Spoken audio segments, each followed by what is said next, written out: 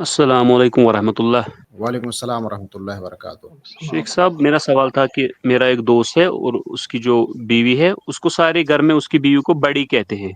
اب یہ جو میرا دوست ہے اس کا شوہر تو یہ بھی کبھی اسی نام سے اس کو پکارتا ہے، پھر اس پر باقی گھر والے اس کو ٹوکتے ہیں کہ ایسا مت، کیونکہ اس میں نکاح ٹوٹنے کا خطرہ ہے، آپ اس کو اس نام سے مت پکارو۔ جی، جی جی بڑی کہنا اس سے نکاح نہیں ٹوٹتا ہے، یعنی وہ بڑی بہو ہوگی یا گھر کی بڑی بیٹی ہوگی یا کچھ بھی بڑی ہوگی، جس کو اسے بڑی بڑی سب لوگ کہتے ہیں، کیوں کہتے ہیں وہ لوگ تو وہاں جا کے لوگ جانتے ہیں، لیکن لفظ بڑی کہنے سے نکاح نہیں ٹوٹتا ہے، طلاق واقع نہیں ہوتا ہے کہ آپ کا نکاح ٹوٹ جائے گا، آپ کا وہ ٹوٹ جائے گا، چونکہ نک نیم ہے، نک نیم مطلب کہ آدمی اپنی بیوی کو دوسرے نام سے یاد کر سکتا ہے۔ اس کی دلیل سن لیجئے، اللہ کے نبی صلی اللہ علیہ وسلم کی بہت ساری بیویاں تھیں،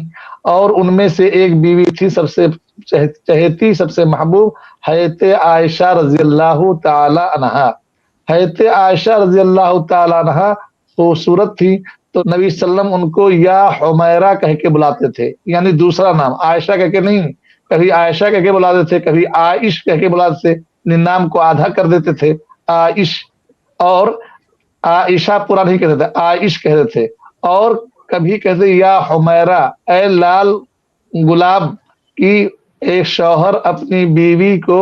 دوسرے نک نیم سے، دوسرے چھوٹے ناموں سے، خوبصورت ناموں سے بلا سکتا ہے، پکار سکتا ہے۔ حمیرہ کہتے اس خاتون کو، اس عورت کو جو خوبصورت ہو، جس کے